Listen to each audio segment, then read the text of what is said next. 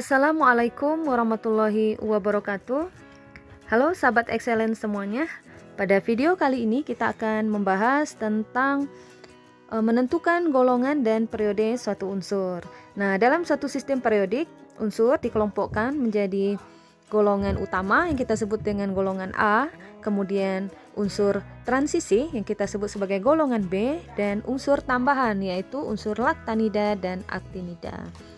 Nah, menentukan golongan satu unsur dan periode suatu unsur. Nah, kita langsung ke contoh soalnya. Misalnya kita punya unsurnya itu adalah kita misalkan Mg ya, atau magnesium misalnya.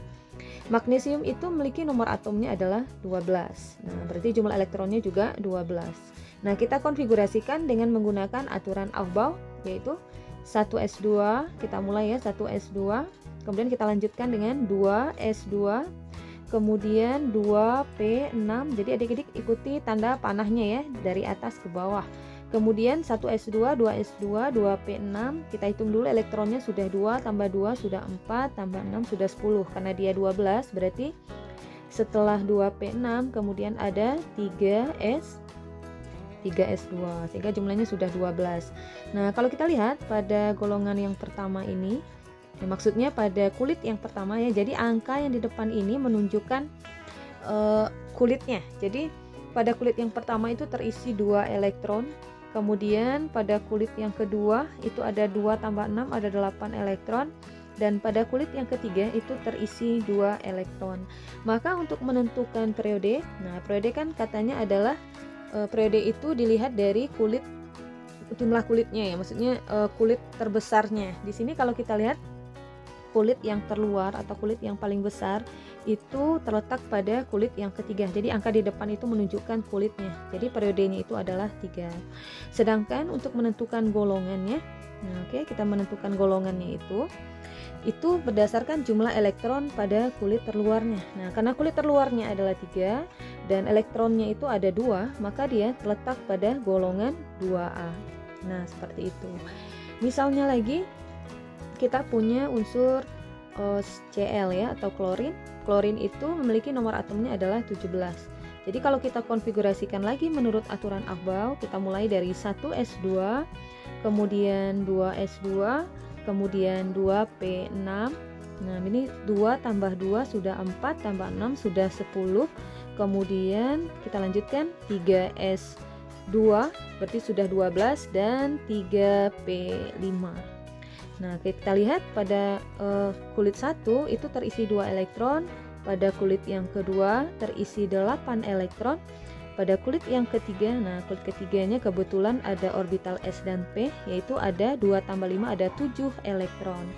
Nah, untuk menentukan periode kita lihat kulit terluarnya. Nah, kulit terluar itu adalah berada pada kulit yang ketiga. Jadi semuanya kita ambil ya, kulit terbesar ya, atau kulit terluar atau terbesar ya. Jadi periodenya itu tetap terletak pada periode ketiga, karena kulit terluarnya terbesarnya adalah 3. Sedangkan untuk golongannya, nah untuk golongannya itu adalah kita lihat jumlah elektron pada kulit terluarnya. Jumlah elektronnya itu adalah 7 elektron, maka dia terletak pada golongan 7A. Oke, supaya lebih paham kita coba contoh yang lain. Misalnya ada golongan Al atau aluminium. Ya, aluminium itu nomor atomnya adalah 13. Kalau kita konfigurasikan 1s2, 2s2, kemudian 2p6. Nah, ini sudah 10, berarti 3s2 sudah 12, dan 3p1. Ya, berarti 10, 13. Pada kulit yang pertama terisi 2 elektron, pada kulit yang kedua terisi pada kulit yang kedua terisi 8 elektron, pada kulit yang ketiga terisi 3 elektron. Maka dapat kita simpulkan bahwa dia terletak pada periode yang ketiga.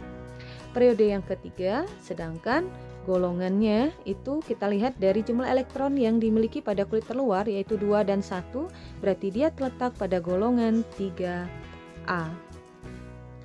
Nah, jadi apa kesimpulan yang bisa kita ambil? Dari mana kita tahu unsur itu termasuk dalam golongan A atau dari golongan B? Nah, ciri-cirinya itu adalah, adik-adik lihat ya ciri-cirinya. Jika kulit terluarnya itu adalah S, atau oke, atau SP. Nah, ini sudah pasti dia termasuk dalam golongan A. Kita lihat, coba kita cek di sini kulit terluarnya itu ada S. Oke, di sini ada SP. Di sini juga SP. Nah, otomatis dia termasuk dalam golongan A. Nah, bagaimana ciri-ciri golongan itu termasuk golongan B? Nah, tonton video saya yang berikutnya.